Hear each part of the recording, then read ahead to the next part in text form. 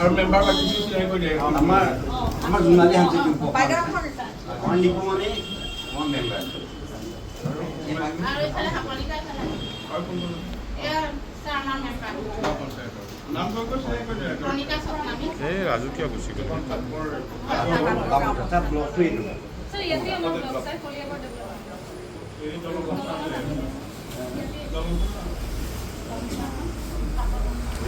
জেগা আগতে জানিলো নয়নদা আছে মূলদা দেবেন কোনে দেবেন আছে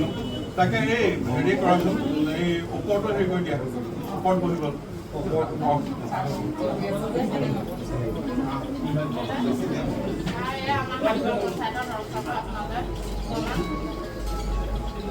পঞ্চায়তৰ মেম্বাৰ কৰ্মচাৰী কাম কৰি আহা আকৌ জৰাজীৰ্ণ অৱস্থা মানে হেৰিয়াৰ কলং বেংকৰ লগতে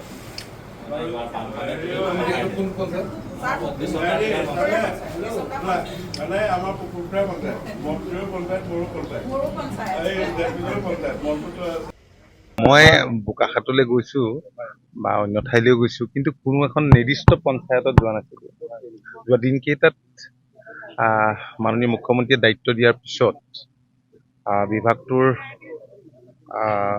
বিভিন্ন আঁচনি সম্পৰ্কে জ্ঞাত হৈ ৰিভিউ কৰিছো কেইবাবাৰো ৰিভিউ কৰিছো যোৱাকালি এটা RCTৰ কাৰ্যালয় ট্ৰেইনিং চেণ্টাৰ এটা বজাৰীত আনুষ্ঠানিকভাৱে মুকলি কৰিলো আৰু আজি মই নিজে এখন পঞ্চায়তত আহিলো 7 বৰ পঞ্চায়ত কলিয়াবৰ ব্লকতো আহিলো কলিয়াবৰ দুটা উন্নয়ন খণ্ড আছে কলিয়াবৰ LACত এটা পশ্চিম উন্নয়ন খণ্ড আৰু কলিয়াবৰ উন্নয়ন খণ্ড ইয়াত কাম কাজবোৰ কেনেধৰণে চলিছে সেই সম্পৰ্কেও আমি অৱগত হলো BDOৰ পৰা EKYC আৰু অন্যান্য PMAY গ্ৰামীণ এইবিলাকৰ পাৰফৰ্মেঞ্চ মোটামুটি ঠিকেই বাকীখিনি 15 ফাইনেন্সত কি কৰিছে বা পৰিকল্পনা তেওঁলোকৰ কি আছে VB জিৰামজিৰ কাৰণে কি ভাবিছে আৰু VB জিৰামজিৰ জৰিয়তে আমি কেনে কাম কৰিম কৰাটো উচিত ৰাজ্যখনৰ গ্ৰামাঞ্চলৰ পৰিৱেশৰ প্ৰতি লক্ষ্য ৰাখি মুখ্যমন্ত্ৰী এখন চাব কমিটিও কৰি দিছিলে কেবিনেট চাব কমিটি আমি আলোচনা কৰিছোঁ আৰু মোটামুটি সকলোৱে বিচাৰিছে যে ৰাস্তা ভিতৰৰ গাঁৱৰ ৰাস্তাবিলাক বাগানৰ ৰাস্তাবিলাক হওক বেভাৰেজ ব্লক হওক ঠিক তেনেকৈ বহুত স্কুলৰ বাউণ্ডেৰী নাই স্কুলৰ বাউণ্ডেৰীৰ কথাটোৰ ওপৰত গুৰুত্ব দিয়া হৈছিল শ্মশানৰ ওপৰত গুৰুত্ব দিয়া হৈছিল আৰু অগ্ৰাধিকাৰ ভিত্তিত পঞ্চায়তবিলাকত বেলেগ বেলেগ সমস্যা আছে সকলোৰে সমস্যা একে নহয় সেই কামখিনি ডেফিনেটলি হৈ থাকিব মই কৈছোঁ যে স্বচ্ছভাৱে সকলো কাম যাতে স্বচ্ছ হয় স্বচ্ছতাটো যাতে থাকে তাৰ কাৰণে আমাৰ যিসকল পঞ্চায়তৰ প্ৰতিনিধি নিৰ্বাচিত প্ৰতিনিধি আৰু বিষয়া কৰ্মচাৰী আছে সকলোৱে লগ লাগি তেনে দৃষ্টিভংগীয়ে কাম কৰিব লাগিব তেতিয়াহে আমি এখন সুকীয়া গাঁৱৰ এখন ছবি আমি সমগ্ৰ অসমতে আমি দেখিবলৈ পাম দেশৰ মাননীয় প্ৰধানমন্ত্ৰী নৰেন্দ্ৰ মোদী ডাঙৰীয়াৰ নেতৃত্বত কেন্দ্ৰীয় চৰকাৰে সমগ্ৰ দেশৰ কাৰণে বেলেগ বেলেগ আঁচনি উলিয়াইছে এতিয়া জিৰাম বুলি যিখন নতুন আঁচনি আছে এই সম্পৰ্কত মাননীয় কেন্দ্ৰীয় গৃহমন্ত্ৰীৰ অধ্যক্ষতাত গৃহমন্ত্ৰী নহয় কেন্দ্ৰীয় গ্ৰাম উন্নয়ন মন্ত্ৰীৰ অধ্যক্ষতাত দুদিনীয়াকৈ এখন সন্মিলন অনুষ্ঠিত হৈছিল মই গৈছিলোঁ তাত জিৰামজিৰ উপৰিও যিবিলাক ইমপ্লিমেণ্ট হৈ আছে বিভিন্ন ষ্টেটত আঁচনি সেইবিলাক সম্পৰ্কেও বিস্তৃতভাৱে আলোচনা হৈছে এইখিনি কেনেকৈ ক্ষিপ্ৰতাৰে আগবঢ়াই লৈ যাব পৰা যায় সেই সম্পৰ্কেও যথেষ্টখিনি কথা বতৰা হৈছে আৰু মাননীয় মুখ্যমন্ত্ৰীও এইবাৰ আপোনালোকে দেখিছে যে বাজেটত 9,000তকৈ অধিক ধন আমাৰ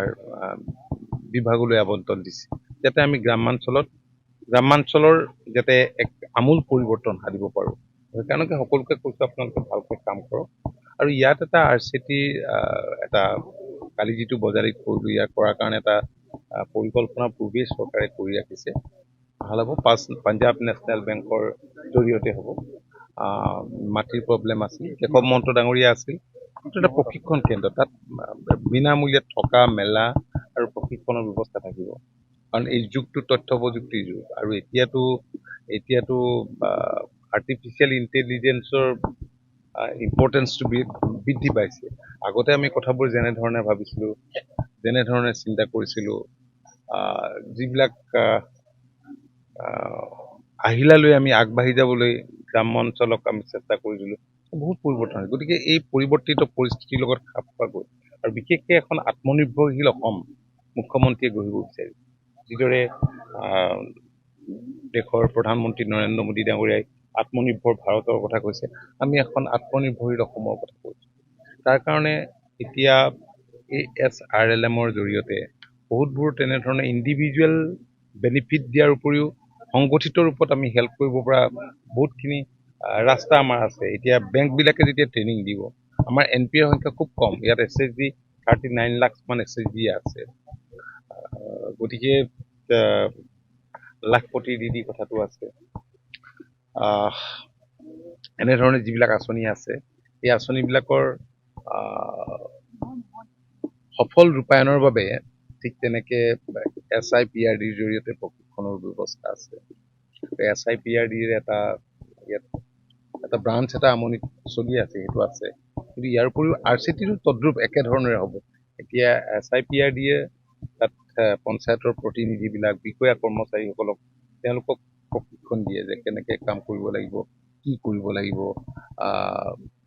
মানে ফাইনেন্সিয়েল মেনেজমেণ্টকে ধৰি সকলো ধৰণৰ ইয়াত কিন্তু যিবিলাক নতুন প্ৰজন্মৰ যুৱক যুৱতী আছে যিবিলাকে বিভিন্ন ধৰণেৰে তেওঁলোকে বিভিন্ন কাম কাজত নিজকে জড়িত কৰিব বিচাৰিছে সেইসকলক সঁচা অৰ্থত আত্মনিৰ্ভৰশীল হ'ব পৰাকৈ প্ৰশিক্ষণ দিয়া সেই তেনেধৰণৰ এটা কেন্দ্ৰ ইয়াতে দেখা যায় যে